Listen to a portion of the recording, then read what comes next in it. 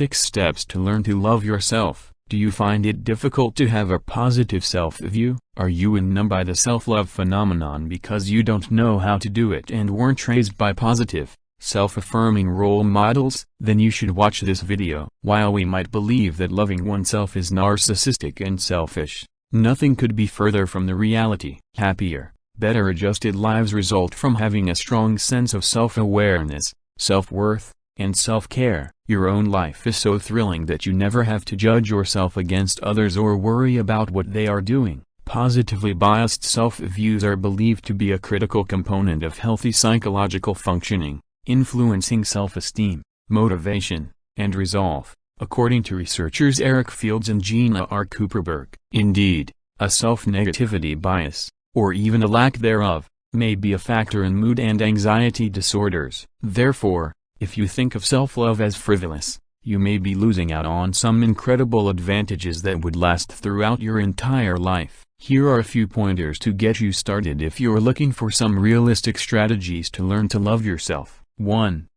Get to know yourself. Do you ever find yourself wondering how other individuals seem to just be so at ease with and knowledgeable about themselves? When you hear the dreaded question, "So tell me about yourself," does your thinking become jumbled? Many of us have experienced this, and there is a humorous remedy. Put your name at the top of an A4 piece of paper or your tablet's notes. Organize the page into 4 sections. Assign the likes, dislikes, weaknesses, and strengths quadrants. Start filling in the blanks beneath those quadrants at this point. It's not necessary to complete them in order, simply go with the flow. It definitely helps to set aside time for this practice and to be by yourself. For as long you feel comfortable, definitely keep these pages as well, because there will be many. This activity is basically meant to get to know you all, flaws and all, and to accept and embrace it. Consider it dating yourself. You spend time with yourself, actually paying attention to and interacting with who you are. After some time and regular practice,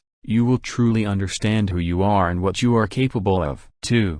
Create personal rituals. Do you have a tendency to have a disorganized morning? Do you feel unconnected to yourself and lack a sense of direction or grounding in your daily activities? Making the ritual, whether it be monthly or daily, can help with this problem. Rituals are important practices with a strong feeling of meaning. Rituals demand a little bit more mindfulness and effort than habits do. Take some time out of your hectic day to engage in self-care practices, such as exercise, meditation, journaling, or prayer. According to Dr. Deborah Kashaba, these private rituals have the following advantages. When you better meet your needs, you will love yourself more. People who have a high level of self-love take care of themselves every day by engaging in healthy habits including good eating, exercise, rest, intimacy, and constructive social connections. 3.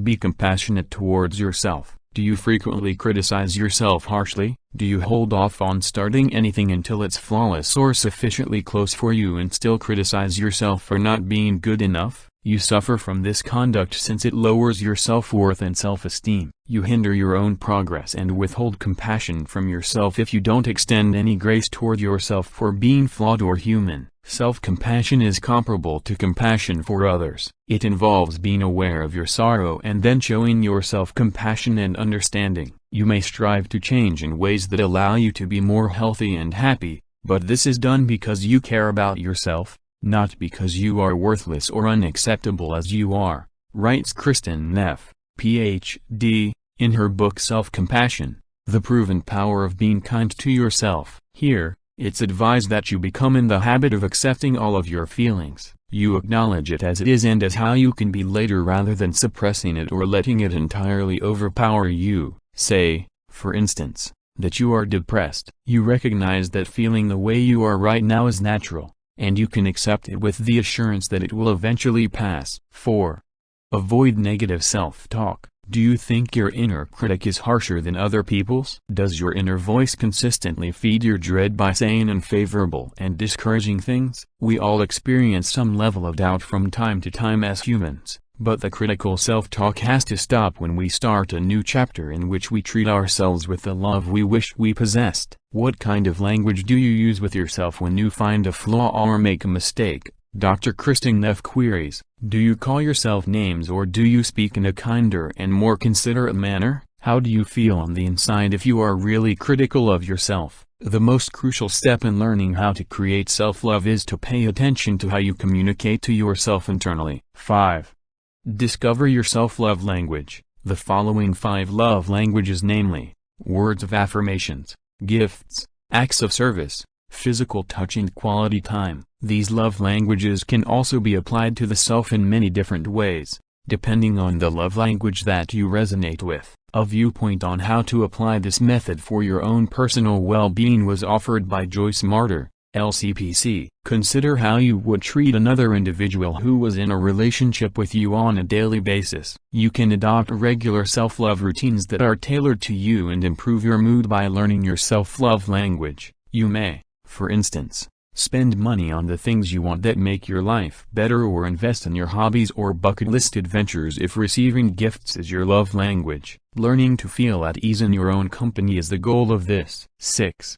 Make space for self-reflection. Humans have a tendency to be quite hard on ourselves, especially after a defeat. Sometimes, plans don't work out as expected. Regardless of how well we plan, when we may instead learn from our mistakes, we punish ourselves for them. You can use these failures as a chance for personal development rather than placing blame on yourself. A weekly review, a writing session, a regular meeting with a trusted friend to discuss your most recent experiences and issues, or, if you are able to attend therapy, are some instances of self-reflection. Remember that if you have grown and learned from your mistakes, there have been no failures, only lessons. It takes time to develop true self-compassion and love, but you shouldn't let that deter you. Instead, consider all the different selves you'll get to know and the adventures you'll have as you devote yourself to yourself. As you can see, just a few small adjustments can foster greater self-love. You will start to accept and love yourself more if you focus on only 1 or 2 of these self-loving behaviors. We appreciate you taking the time to watch this all the way through. If you've made it this far, after watching the movie, we hope you will feel a little more at ease about adding additional self-loving routines to your life. Please remember to support us by subscribing to the channel and turning on the notification button for more updates.